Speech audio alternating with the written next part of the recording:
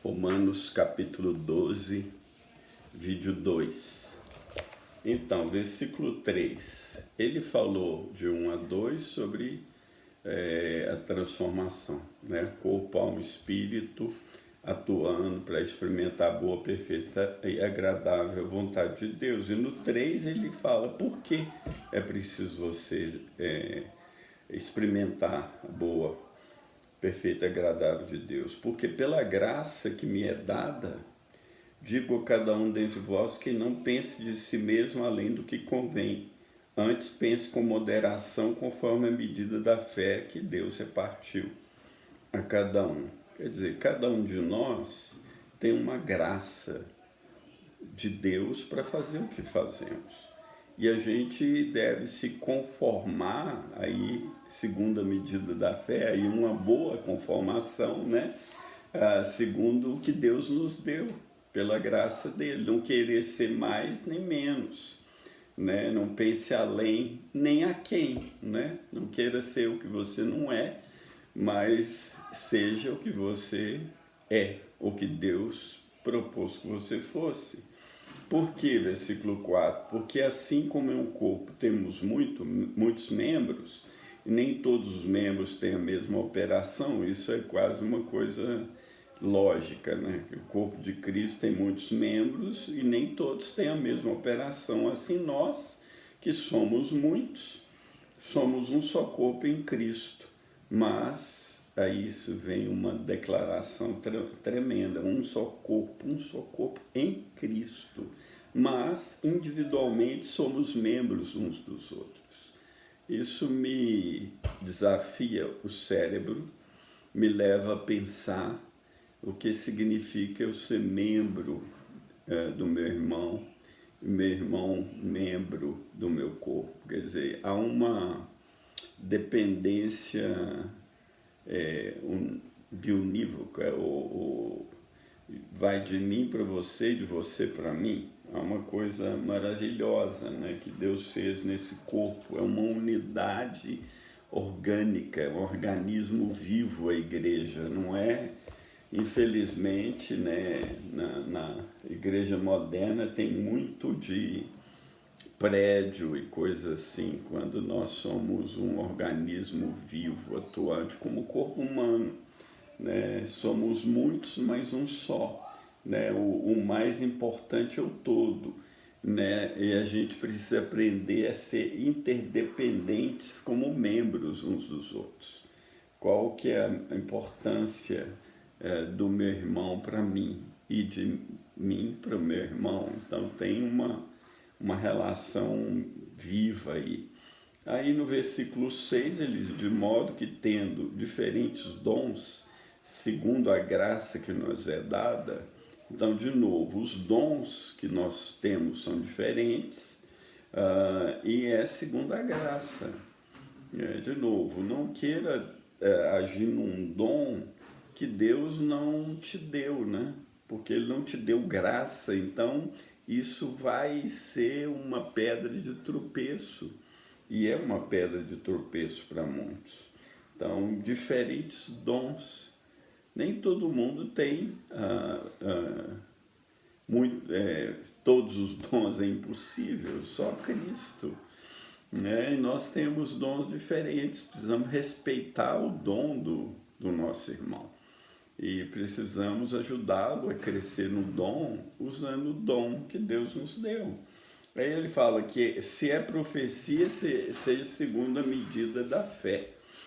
A profecia, eu poderia gastar uma aula, muito tempo para falar de profecia, mas aqui nós estamos estudando a carta como um todo, não tem como a gente se prender nesse ponto específico, mas vamos fazer uma pincelada. O profeta, ele deve profetizar segundo a fé, não aumentando ou diminuindo nada do que Deus lhe deu.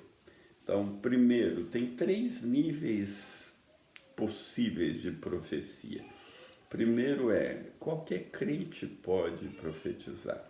Né? Amós 3,8, falando o Senhor, quem não profetizará?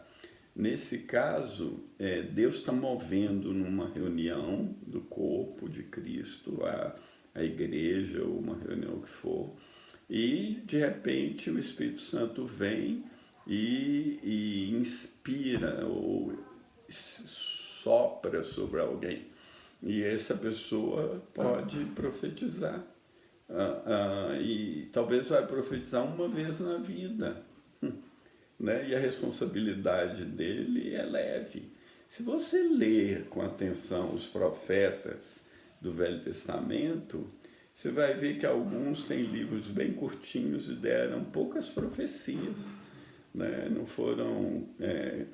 por isso, talvez tenha até aquela divisão entre o profeta maior e menor. Não é porque eles tinham mais dom do que o outro. Todos eram profetas, só que um tinha mais graça e profetizou mais do que o outro. Mas isso não tem a ver com a qualidade ou com o valor humano, mas com o dom de Deus.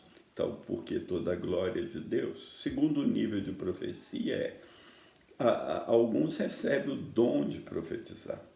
Né? Quem recebeu o dom de profetizar, ele vai profetizar com uma certa frequência, vai ter sonhos, vai ter visões, né? E essa pessoa vai ter uma responsabilidade maior do que o primeiro nível.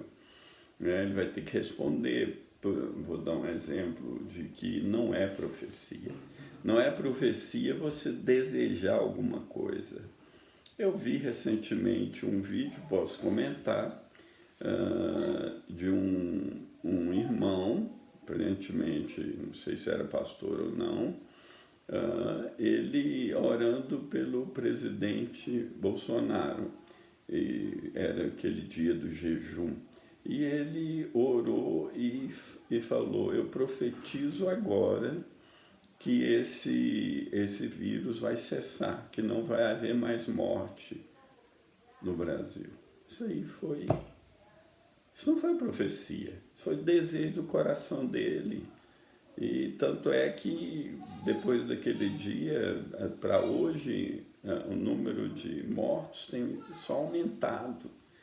Agora, uma coisa é eu orar todo dia, que eu estou orando todos os dias, de segunda a sábado, live no canal, meu canal de Facebook, Instagram, YouTube, todo dia orando para Deus fazer cessar.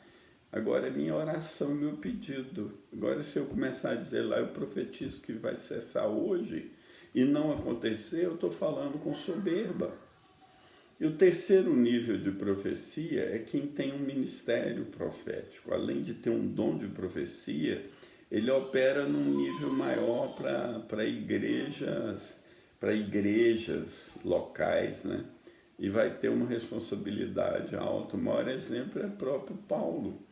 E como ele escreveu Efésios 4, 11 e 12, ele mesmo deu uns para apóstolos, outros para profetas, outros para evangelistas, outros para pastores e doutores, querendo o aperfeiçoamento dos santos para a obra do ministério, para a edificação do corpo de Cristo. Então, aqueles dons, aqueles 5 dons citados aqui, né, apóstolo, profeta, evangelista, pastores e mestres, é para aperfeiçoar os santos. E é um dom de ministério maior do que um dom do Espírito que opera, né, para benefício de alguém numa reunião, por exemplo, né, maior. Então, esses são os níveis de profecia. Depois, Paulo diz na sequência da carta, se é ministério, seja ministrar. Ministério, a palavra diaconia, né, é um dom de serviço, é um dom essencial para quem é um diácono e deve ser exercido com determinação e zelo. Se você é chamado para servir, então sirva. É isso que ele está dizendo. Você não pode dizer que é chamado para servir e não servir, ou dizer que é chamado para servir e ter preguiça de servir. Depois, se é ensinar, haja dedicação. Né? O dom de mestre ou doutores, Efésios 4, 11, que eu li, né? Tem que ter dedicação, tem que estudar. Ali, olha os livros, né? Livro de teologia, livro de hebraico, livro de sobre Romanos, e tem que estudar, tem que ler, tem que pesquisar, né? Isso é essencial para o dom de ensino. O que exorta, usa esse dom exortar. Exortar é uma coisa difícil, né? Porque você está exortando. Tem gente que transforma a palavra exortar apenas em consolar. Não, mas é chamando a atenção mesmo. Vede, irmãos, que nunca haja em qualquer de vós um coração mau e infiel para se apartar do Deus vivo. Antes, exortai-vos uns aos outros todos os dias durante o tempo que se chama hoje, para que nenhum de vós se endureça pelo engano do pecado. Então, essa exortação é para que nós fujamos do pecado. Então, usa o dom com graça, com amor, mas com firmeza. O que reparte, faça-o com liberalidade. Né? Liberalidade, né? Sem se gabar de fazer como Ananias e Safira, que acabaram morrendo, mas como Barnabé. O que preside com cuidado, né? Presidir é governar. Então ele chamou alguns para governar na igreja, para presidir, para estar à frente, para liderar grupos, liderar a igreja. Num grupo de presbitérios, algum tem o dom de presidir, então deve presidir com cuidado, né?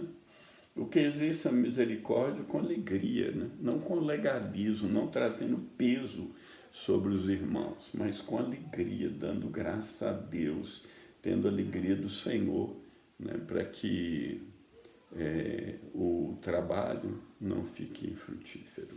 Isso, Deus te abençoe.